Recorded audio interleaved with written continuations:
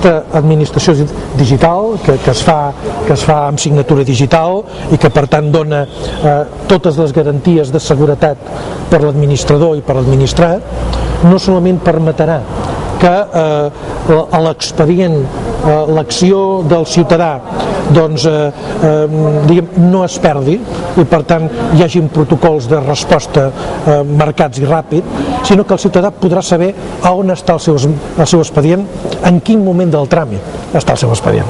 Jo penso que això és un salt qualitatiu molt important, però que això també ens obliga a una altra cosa que nosaltres hem insistit en els centres cívics i a Girona gairebé en solitari, que és l'alfabetització digital. Curiosament, en aquests anys he buscat mans i mànigues tota classe de subvenció possible sobre aquest tema, i no n'hi ha cap. És a dir, hem rebut subvencions per fer l'administració digital, fantàstic, però no hi ha quelcom que és bàsic, que és alfabetitzar.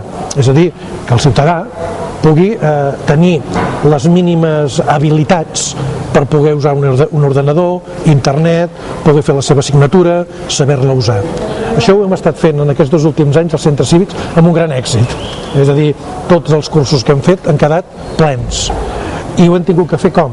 Mira, amb monitors, voluntaris o amb una petita ajuda, estudiants de la Politècnica de la UDG, quan a vegades es parla de voluntariat i tot, nosaltres l'hem estat practicant, ens ha anat molt bé, però clar, creiem que si creem aquesta administració és bàsic, importantíssim, que el ciutadà tingui els elements per poder-hi accedir.